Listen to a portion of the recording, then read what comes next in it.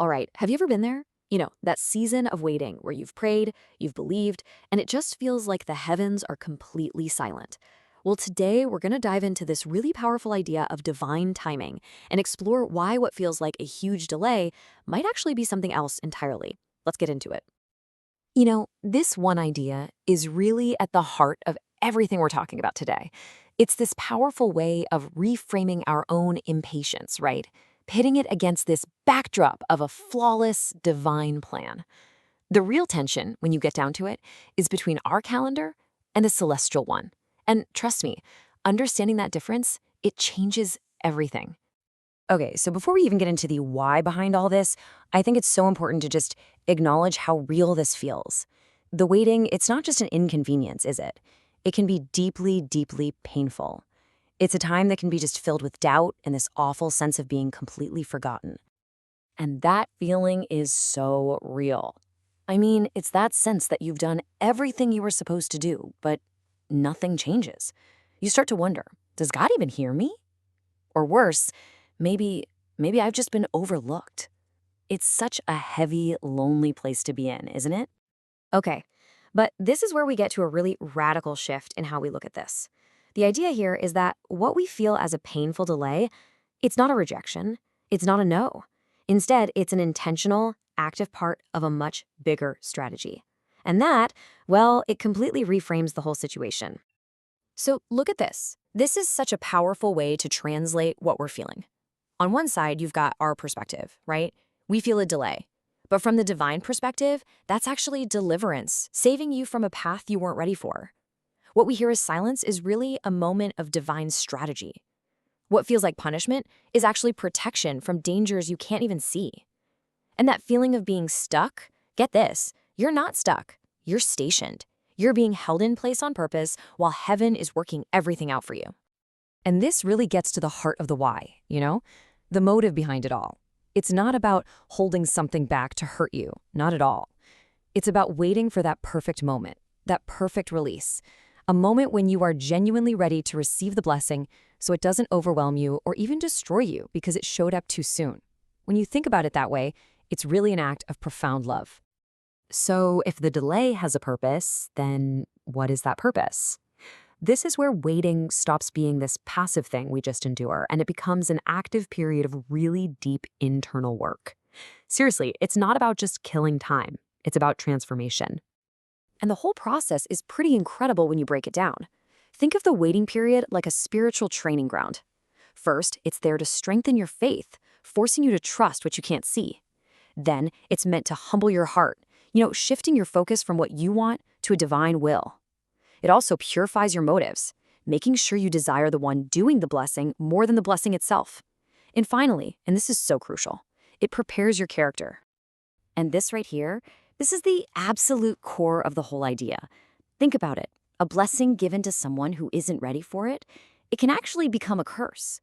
So the waiting, it's what builds the maturity, the wisdom, and the strength you need, not just to get the breakthrough, but to actually sustain it. And, this isn't a new concept by any stretch. This pattern is woven all through these foundational stories. You've got Noah waiting for the rain, Abraham waiting for the promise, Joseph waiting in a pit. They all had to go through these long, seemingly silent periods of waiting before they saw their miracle. Their delay? It was actually a divine setup. Which brings us to the real takeaway, doesn't it? The most important work isn't happening out there. It's happening in you. The external stuff is secondary. The real prize, the actual miracle, is who you become while you're waiting.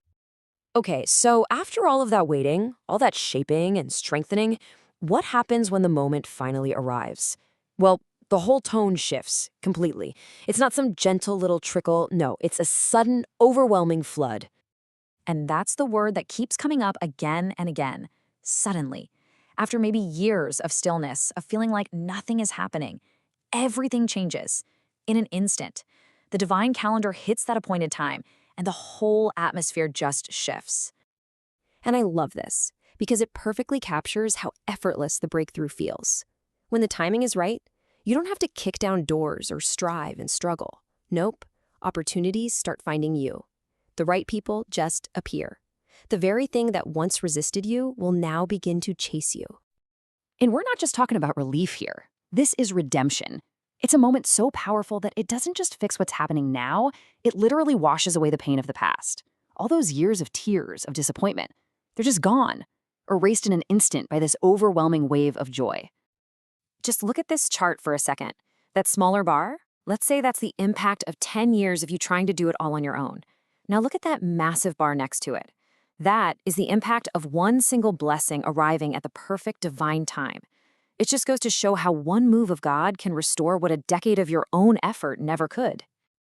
And this is the promised outcome. Oh, you're gonna cry for sure. But these won't be the tears you're used to, the ones from pain and waiting.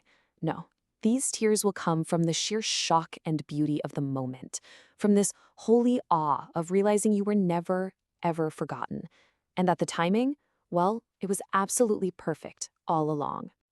But hold on, the story doesn't just end with your breakthrough. There's one more piece to this puzzle, and it's realizing that your personal journey of waiting, it has a purpose that is so much bigger than just you. You know, anybody can have faith when things are happening instantly, when everything's going their way. That's easy. But real faith, the kind that's proven, it's forged in the silence, in the waiting, in the darkness. It's choosing to trust when absolutely nothing makes sense.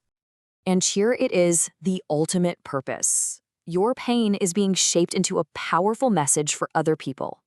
You're not just waiting for you, you're enduring for everyone who will one day hear your story and find hope in it. Your story of getting through it becomes their survival guide. What a powerful way to look at it, right? To look back and realize that every wave that felt like it was going to drown you was actually lifting you closer to God, closer to a purpose you just couldn't see at the time. It wasn't meant to destroy you, it was meant to elevate you. And so that's the question I want to leave you with. It's a thought to just sit with for a while, a brand new lens to see your life through, to look at every closed door, every unanswered prayer, every long night you've spent waiting, and to ask yourself, what if every delay you've ever experienced was actually divine protection in disguise? What if it was